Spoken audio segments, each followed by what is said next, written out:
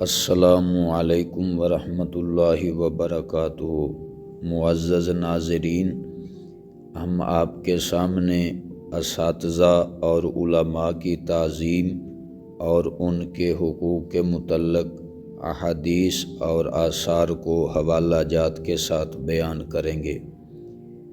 حضرت عبادہ بن صامت رضی اللہ تعالیٰ عنہ بیان کرتے ہیں کہ رسول اللہ صلی اللہ علیہ وسلم نے فرمایا، جو شخص ہمارے بڑوں کی عزت نہ کرے اور ہمارے چھوٹوں پر رحم نہ کرے اور ہمارے عالم کا حق نہ پہچانے، وہ میری امت سے نہیں ہے۔ اس حدیث کی سند حسن ہے۔ المعجم الکبیر حدیث نمبر 7819، المستدرک جلد نمبر 1 صفحہ نمبر 122، جمع الجوامع حدیث نمبر 18099، مجمع الزوائد جلد نمبر 1 صفحہ نمبر 127۔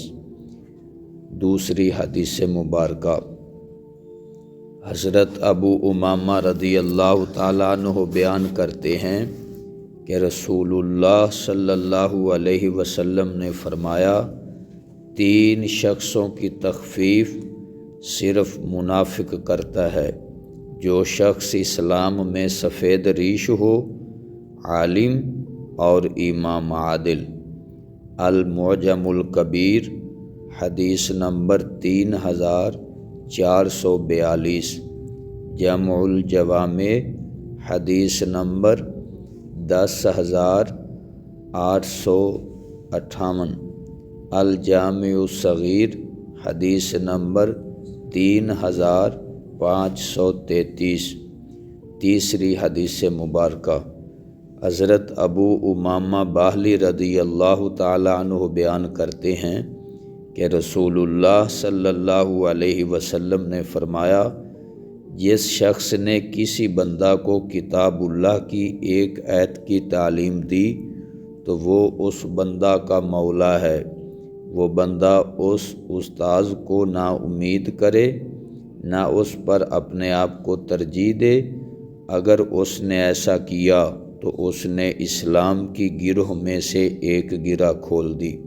المعجم الکبیر، مجمع الزوائد، جمع الجوامع، کنز العمال، فتح الباری، شرح صحیح بخاری۔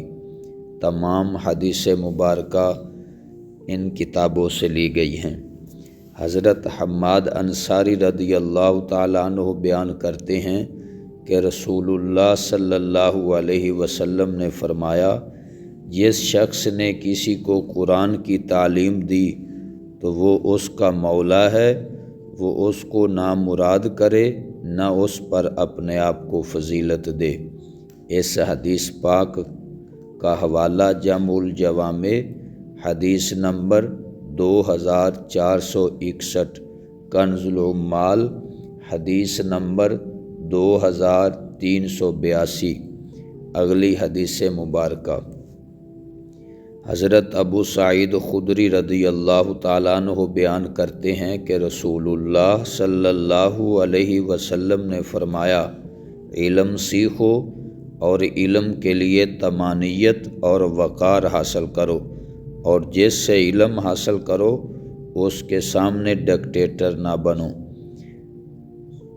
حضرت عمر رضی اللہ تعالیٰ عنہ نے بیان فرمایا، جن سے تم علم حاصل کرتے ہو ان کے سامنے عاجزی کرو، اور جو تم سے علم حاصل کرتے ہیں وہ تمہارے سامنے عاجزی کریں، اور تم اساتذہ پر حکم نہ چلاؤ، اور تمہارے علم کے ساتھ جہالت کے کام نہ ہوں۔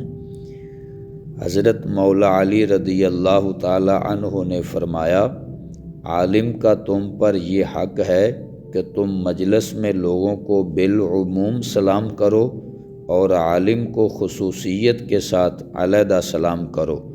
تم ان کے سامنے بیٹھو، ان کے سامنے ہاتھ سے اشارہ نہ کرو اور نہ آنکھوں سے اشارہ کرو۔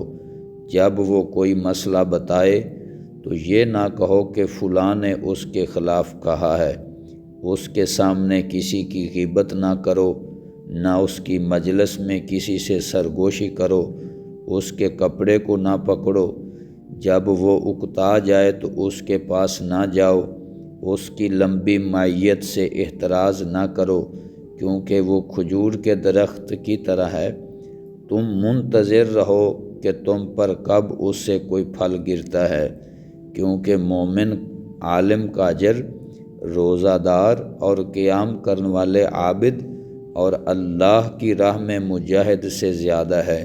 اور جب عالم مرتا ہے تو اسلام میں ایسا سوراخ ہو جاتا ہے جس کو قیامت تک کوئی چیز بند نہیں کر سکتی۔ عمر بن دینار بیان کرتے ہیں کہ حضرت ابن عباس اور حضرت زید بن ثابت رضی اللہ عنہم ایک جنازہ میں گئے۔ جب حضرت زید بن ثابت رضی اللہ عنہ سواری پر سوار ہونے لگے تو حضرت ابن عباس رضی اللہ عنہما نے ان کی سواری کی رکاب تھام لی۔ حضرت زید بن ثابت نے کہا، اے میرے بھتیجے، ایک طرف ہٹ جائیں۔ حضرت ابن عباس رضی اللہ عنہما نے کہا، علماء کے ساتھ اسی طرح کیا جاتا ہے۔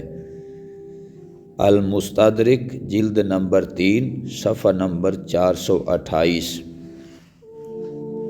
طاؤس بیان کرتے ہیں کہ سنت یہ ہے کہ 4 آدمیوں کی تعظیم اور توقیر کی جائے: عالم کی، سفید ریش کی یعنی سفید داڑھی والے کی، سلطان کی یعنی بادشاہ کی، اور والد کی۔